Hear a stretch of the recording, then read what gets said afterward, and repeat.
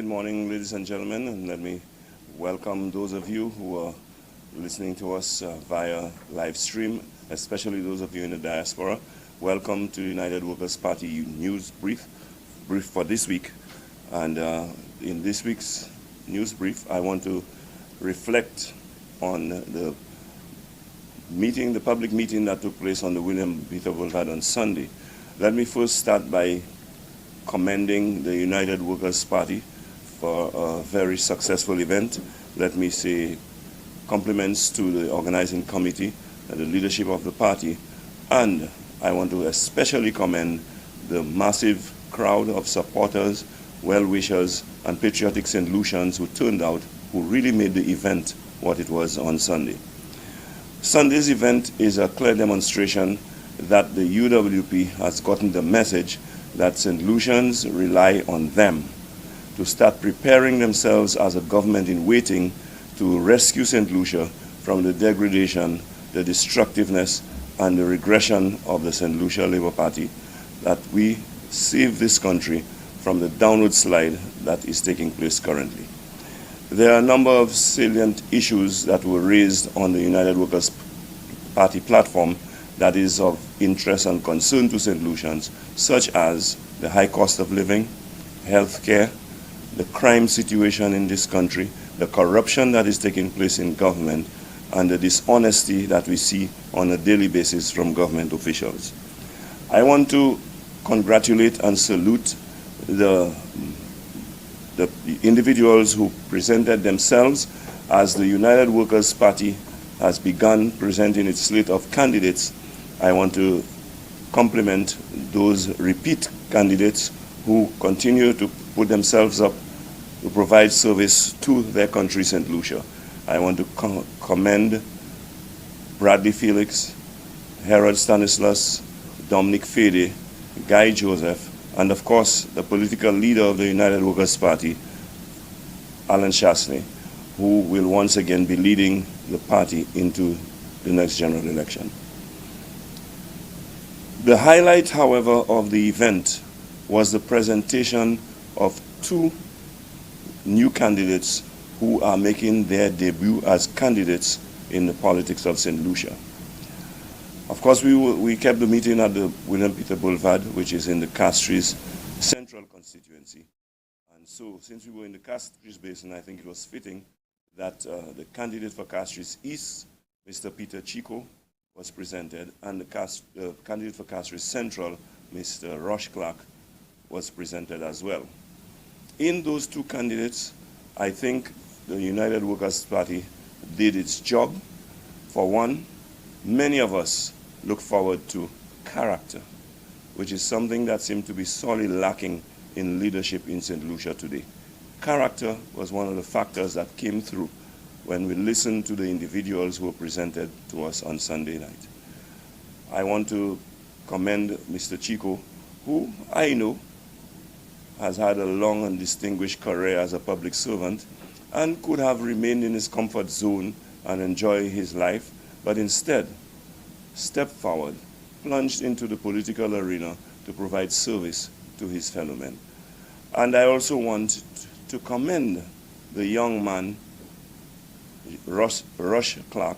As young as he is, I'm sure there are many other more pleasurable things that he could have engaged in and remain selfishly focused on his own personal aggrandizement and career, but has, at this early stage in his life, showed his preparedness to come into the political arena to provide service to his constituency and to his country. So commendation to all of you and congratulations. I want to say that the United Workers' Party has an arduous task, a tough role to play, given the fact that the failure on the part of many civil society organizations to take a stand on what is going on in this country. We are blessed, we are grateful, and we are proud of the United Workers' Party for fulfilling their role as an opposition party in taking a stand to ensuring that the government does not continue to do what it is doing at the moment, unabated, unchallenged, and without any checks and balances. At this point in time, I just want to highlight the fact that whereas in the past you heard the voice of the Bar Association on issues, of late we have not heard from them, even when our legislation are being trampled upon, even when there is blatant illegality taking place in this country, you have not heard a word from the Bar Association. Of late, we have not heard from the Christian Council, which is supposed to serve as a moral compass to our country and to make a statement when things that are morally unacceptable are being done in high places, especially by our government. We have not heard a word from the Christian Council. The Chamber of Commerce is another institution, powerful institution in this country, and we have not heard any public statement by the Chamber of Commerce in light of what government has done, in light of government policies that continues to create hardship for small business owners and for the average St. Lucian, such as the imposition of a 2.5% levy on St. Lucians that was claimed to be imposed for the purpose of health and security, two areas of dismal performance by the government. We have not heard a word by the Chamber of Commerce. In light of the CIP scandal that is taking place, where billions of dollars of our money derived from our patrimony is in question, we have not heard a word from the Chamber of Commerce on the issue, at least not publicly. And I also want to remind St. Lucian, there was once a so-called civil society organization called Concerned Citizens. Where is the concern about the crime situation? Where is the concern about the health situation? Where is the concern about the high cost of living? Where is the concern about the rampant corruption? Where is the concern about the lies and deceit that we get coming from government officials? It is sad that we have gotten to this juncture today, and I implore the United Workers' Party, do not relent, do not give up, live up to your responsibility, play your role as we look forward to the continued presentation of candidates, a slate of men and women of character who will stand up for St. Lucia and bring St. Lucia back to its glory days where we enjoyed the respect and a good reputation in the international community. And talking about character, we all know how frequently our government officials, starting with the Prime Minister, is blatantly dishonest with us. I recall that my mother used to say to us, "Show me a thief and I'll show you a liar." She used to say to us, okay, a thief is a liar and a liar is a thief. I have no evidence of any government official being a thief, but we all have evidence that our government officials are liars. What next? What should we and can we expect when we are hearing of so many rumors and reports of rampant corruption? Only recently, and when people begin to lie to you, even about trivialities, you have to ask yourself questions about what would they do about the more crucial, more critical issues that they have to deal with. And I make reference to the most recent example that I know of, when the Honorable Dr. Ernest Hilaire was confronted with the fact that since Carnival, the participants and competitors in Carnival were complaining of the fact that they have not been paid the prize money. Instead of addressing the issue, instead of remedying the situation, he chose instead to do the usual, to ascribe blame, to point fingers, to scapegoat. And so his response was that the United Workers' Party has taken in the past a year or more to pay prize money to participants in Carnival. Well, I don't have to tell you that that is a lie.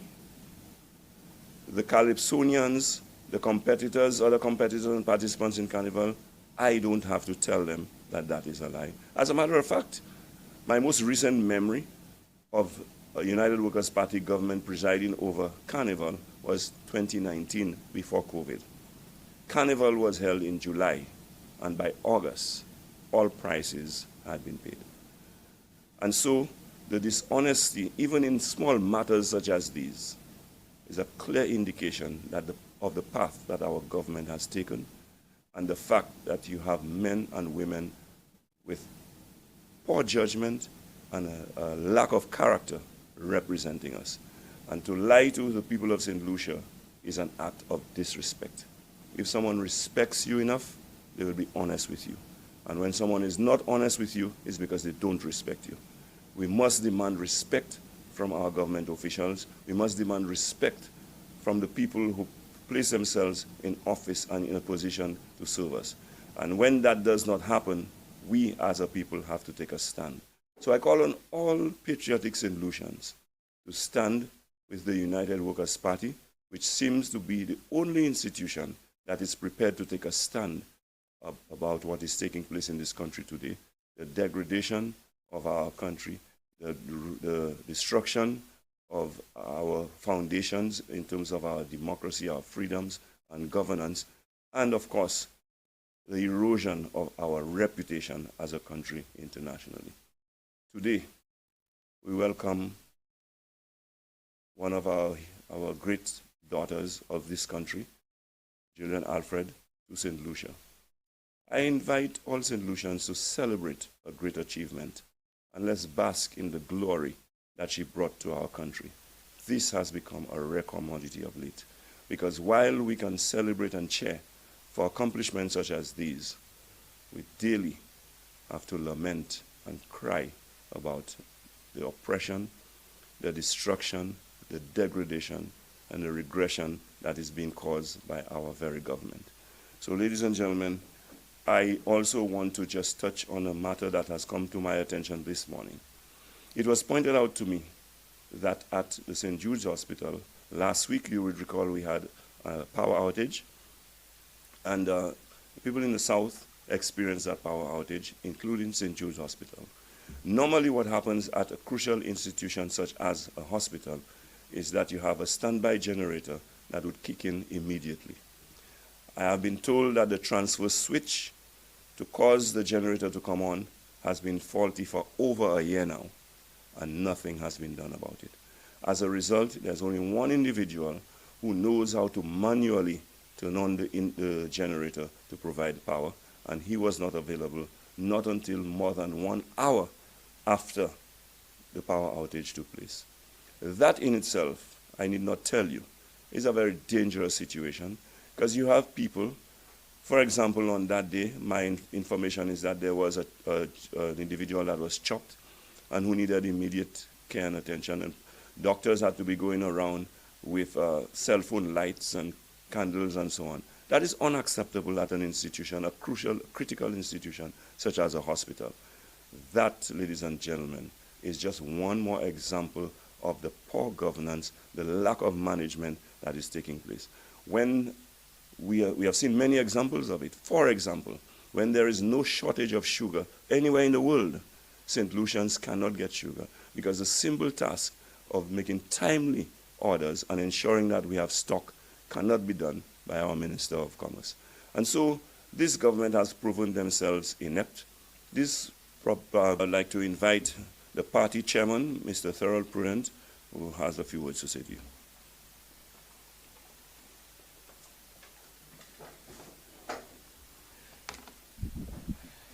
Good morning to everyone, all of our supporters and viewers here in St. Lucia and the diaspora.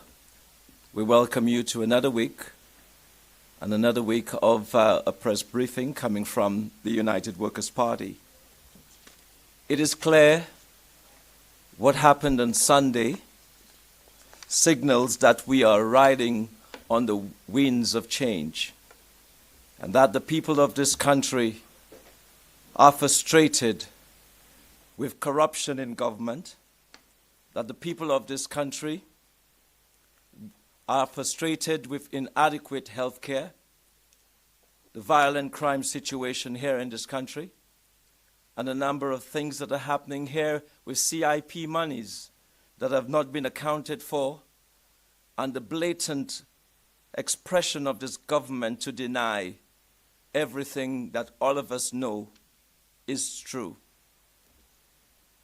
This morning, as I reflect on the weekend that just was, which is our big public meeting, it says a lot. The United Workers' Party is alive and well. And anybody who wants to bet against our party and the fact that we are riding on the winds of change, better think again. Because at the end of the day, it points to the fact that people want change in this country, and the United Workers' Party will do all in its power to give the people of this country the kind of government they deserve. We saw on Sunday, as the Public Relations Officer Leonard Montour said, a presentation of candidates of experience, youth, and promise. And we presented to you a total of 7 candidates. But I also want to talk about the second phase, which will be in the weeks ahead. We don't have a time frame, but I can guarantee you it will be in the weeks ahead. And we will be presenting a number of young candidates. We will be presenting a number of exciting candidates and the kind of persons who can come into government and effect the kind of changes that is needed here in this country.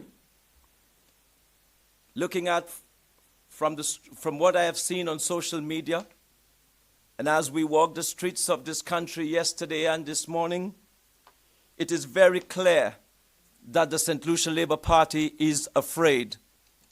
Don't mind them. They can't deny what they saw. They can't deny the massive crowd that was before them. They can't deny what we presented on platform on Sunday. And so, since they cannot counter what they saw on Sunday, the multitude of St. Lucians who came from all walks of life and from every district and hamlet and communities around the island to stand for something. The only thing that the Labour Party this morning and yesterday can do is to continue the racist lines of division, of lying to our people about things that never was said, and construing the narrative to suit their own racist agenda. I want to point out to an article in The Loop which talks about us wanting the kind of candidates who will be loyal to Alan Chasney. The fact is, everybody who is coming have a certain mindset. But what we will require of them, and that is not something that is anything wrong with that, is that we need men and women who will work together in unity to bring the country forward, to take the country forward. What is wrong with this? That you don't want men and women on the same page? You don't want men and women who can offer team spirit? We need that. Because what we don't want, my fellow St. Lucians, is a repetition of what happened with Stephenson King, where for 5 years he remained in a United Workers' Party government. And for 5 years, he undermined the work of that government. And not only did he undermine the work of this government, he betrayed the trust of his colleagues and the trust of the people of St. Lucia.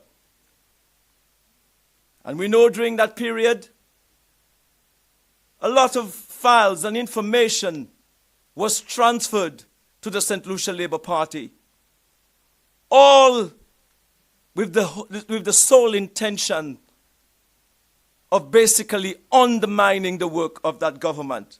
So what is wrong about wanting a team that is focused, a team that is on the same page in terms of the development of this country?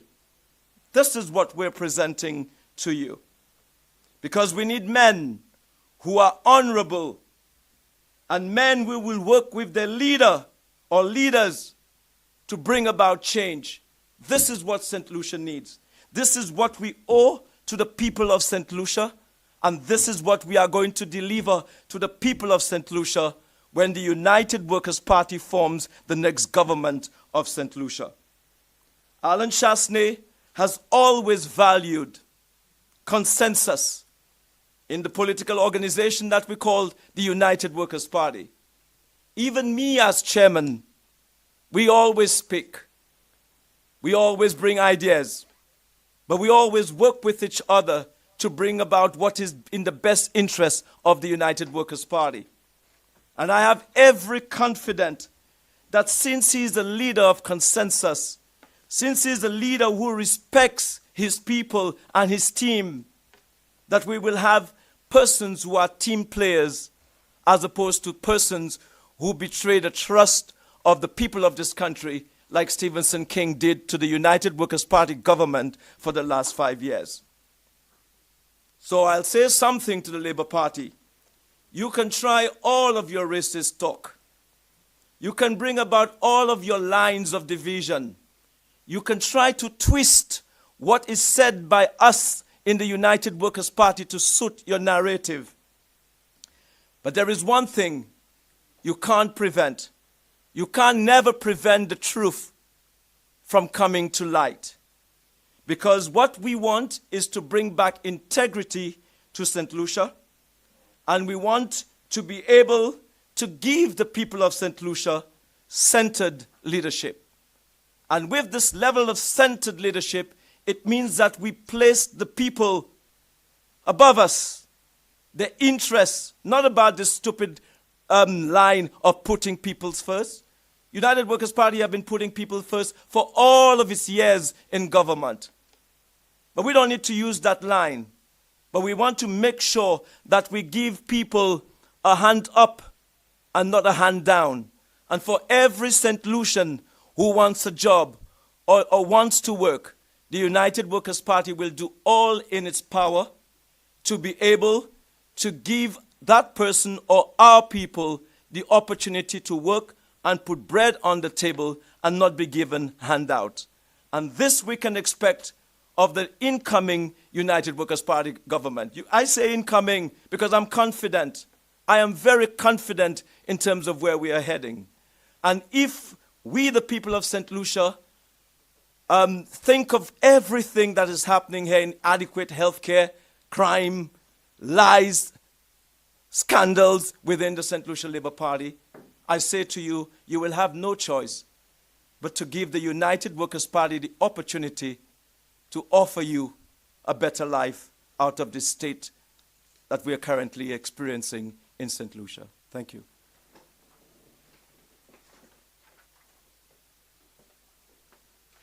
Thank you very much, Mr. Chairman. And as always, let me thank those of you who have been viewing. And we ask you to continue to follow the news briefs every week on Tuesdays from the United Workers' Party, as well to keep informed, to keep in touch with the activities and events of the United Workers' Party, and to expose yourself to the truth and to ensure that you see the light. Continue to follow us on our several programs. For example, Thursdays we have Meet the Opposition on Rev Up with Nancy Charles. On Thursday evenings we have Roundtable. On Sunday, if we don't have a town hall meeting, we have a Flambeau Live. Or you can look forward to on Mondays when we have the newest talk show in town, Like It Is, on Hot 7 TV and Kiss FM. And of course, you can look forward to another major event in November when more candidates will be presented to you as the United Workers' Party put its slate of soldiers, generals in place that will do battle to ensure that they liberate St. Lucia. I thank you.